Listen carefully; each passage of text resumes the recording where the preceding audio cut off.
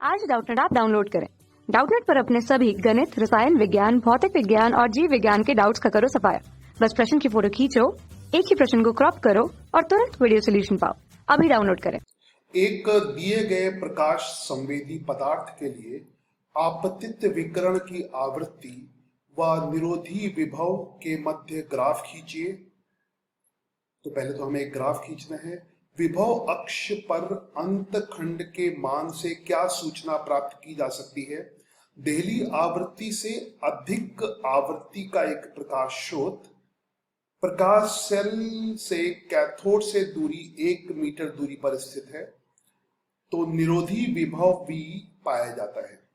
यदि कैथोड से प्रकाश स्रोत की दूरी घटा दी जाए तो किरण कारण सहित स्पष्ट कीजिए कि आप क्या परिवर्तन प्रेक्षित करेंगे और प्रकाश विद्युत धारा में क्या परिवर्तन होगा और निरोधी विभव में क्या परिवर्तन होगा। तो सबसे पहले तो इस सवाल को हल करने के लिए हम आइंस्टाइन के प्रकाश विद्युत प्रभाव का समीकरण लिखते हैं। तो उस समीकरण के अनुसार आपतित प्रकाश की जो ऊर्जा हो जाएगी बराबर कार्य फलन और अधिकतम गतिज ऊर्जा। अधिकतम गतिज ऊर्जा तो जहां पर HF इस आपतित प्रकाश की ऊर्जा है। आपतित प्रकाश ऊर्जा, आपतित प्रकाश ऊर्जा, प्रकाश ऊर्जा, आपतित प्रकाश ऊर्जा है। फाई कार्यफलन है और के मैक्स अधिकतम गतिज ऊर्जा है। तो पहले तो हमें निरोधी विभव और आपतित प्रकाश विकिरण की आवृत्ति के बीच एक ग्राफ बनाना है। तो F यहां पर आवृत्ति है आपतित प्रकाश की, तो ये आवृत्ति हो जाएगी। इधर तो कोई समस्या नहीं है, आवृत्ति ही दे रखी है। अधिकतम गतिज ऊर्जा और निरोधी विभव में क्या संबंध होता है हम यहां पे लिख देते हैं। K मैक्स अधिकतम गतिज ऊर्जा बराबर आवेश, इलेक्ट्रॉन का आवेश, V निरोधी विभव। तो ये है निरोधी विभव, निरोधी विभव।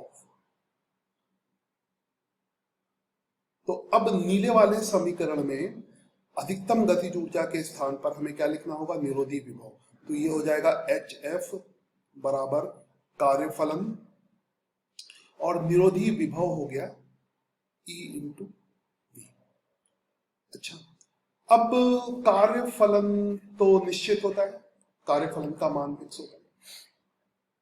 तो ये हमें एक ग्राफ बनाने को कह रहे हैं। ग्राफ खींचिए, तो ग्राफ खींच लिया जाए। तो ग्राफ आवृत्ति के बीच में है और निरोधी विभव के बीच में है।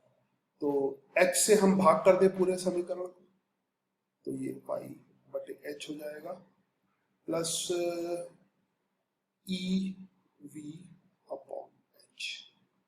तो एक सरल रेखा का समीकरण मिलेगा जिसमें ये y अक्ष पे होगा और v की जगह हमें x लेना है और इसका जो ढलान होगी या tan थीटा जिसको हम कहते हैं वो m हो गया और जो y अक्ष पर अंतःखंड होगा वो c। तो y is equal to mx plus c। पहले तो प्रश्न के अनुसार इसका ग्राफ बनाना है। तो ग्राफ क्योंकि हमें 2 डायमेंशन में बनाना है तो एक हम इस तरह से ले लें और इसमें जो ढलान है वो धनात्मक है और जो कटान है वो भी धनात्मक है।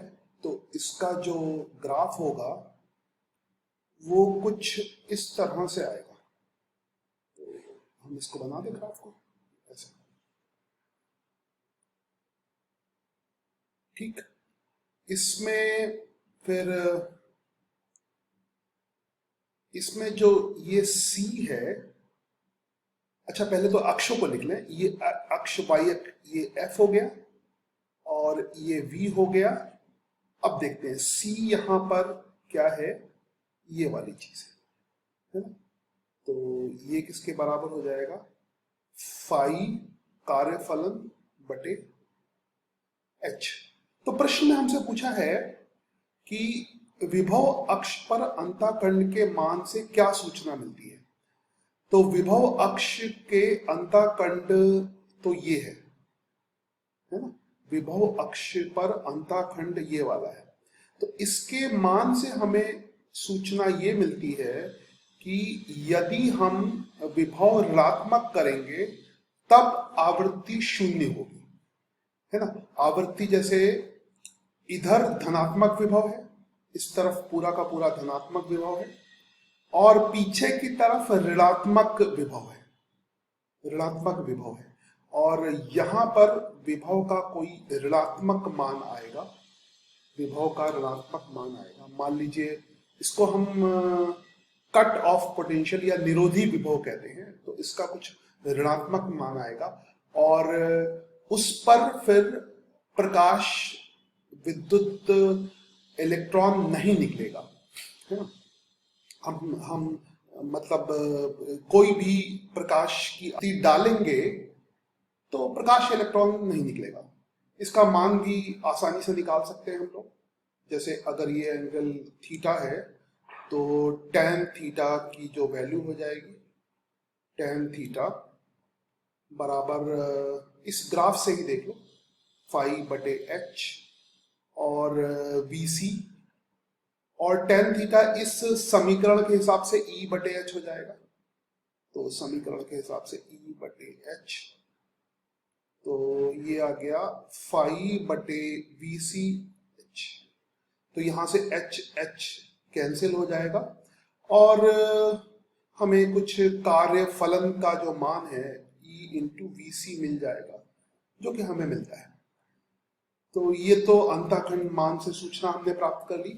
देती से अधिक आवृत्ति का प्रकाश शैल के कैथोड से 1 मीटर दूर स्थित है तो निरोधी विभव V पाया जाता है। यदि कैथोड से प्रकाश स्रोत की दूरी घटा दी जाए तो कारण सहित स्पष्ट कीजिए कि आप क्या परिवर्तन प्रेक्षित करेंगे। तो यहां पर जो निरोधी विभव है उसका मान अगर धनात्मक है तब तो प्रकाश, इलेक्ट्रॉन उत्सर्जित होंगे, जैसे इसके बाद प्रकाश, इलेक्ट्रॉन उत्सर्जित होंगे। अगर ऋणात्मक है तब प्रकाश, इलेक्ट्रॉन उत्सर्जित नहीं होंगे। अच्छा, यदि हम एक प्रकाश स्रोत ले लें, जैसे यहां पर प्रकाश का एक स्रोत ले लें और प्रकाश स्रोत से प्रकाश की किरणें निकलें जो फिर कैथोड पर आपतित हो, ठीक है, तब क्या होगा।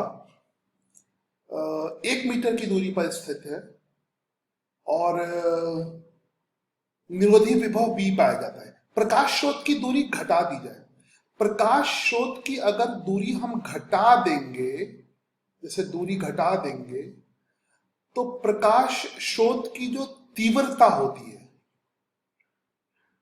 अगर हम बिंदु प्रकाश स्रोत माने तो प्रकाश स्रोत की तीव्रता का जो सूत्र होता है वो P का मतलब पावर, ये पावर हो गई, शक्ति, और बटे 4 पाई r स्क्वायर आएगा।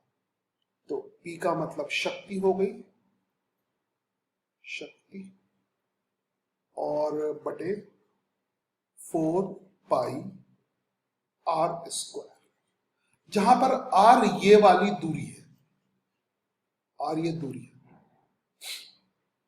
अगर बिंदु स्रोत, सामान्यतः सभी स्रोत बिंदु स्रोत ही होते हैं, तो इसका मतलब अगर दूरी हम घटाएंगे तो तीव्रता बढ़ जाएगी, तीव्रता बढ़ जाएगी, क्योंकि I जो है वो व्युत्क्रमानुपाती है r स्क्वायर के। तो दूरी घटाने से तीव्रता बढ़ेगी। तो हम इसको ऐसे कर सकते हैं, दूरी घटी तीव्रता बढ़ी। और तीव्रता के बढ़ने से प्रकाश इलेक्ट्रॉनों की संख्या बढ़ती है, क्योंकि फोटॉनों की संख्या बढ़ती है तो प्रकाश इलेक्ट्रॉनों की संख्या बढ़ेगी। प्रकाश इलेक्ट्रॉनों की अगर संख्या बढ़ेगी तो प्रकाश विद्युत धारा बढ़ेगी। निरोधी विभव पर कोई प्रभाव नहीं पड़ेगा, क्योंकि प्रकाश इलेक्ट्रॉनों की संख्या के बढ़ने से प्रकाश इलेक्ट्रॉनों की जो अधिकतम गतिज ऊर्जा है वो बिल्कुल भी नहीं बढ़ती। और निरोधी विभव किस पर निर्भर करता है? प्रकाश इलेक्ट्रॉनों की अधिकतम गतिज ऊर्जा पर। कक्षा 6वीं से 12वीं से लेकर नीट, IIT, JEE वो एडवांस के लेवल तक 1 करोड़ से ज्यादा छात्रों का भरोसा। आज ही डाउनलोड करें डाउटनेट ऐप या व्हाट्सएप करें अपने सारे डाउट्स 8400 400 400 पर।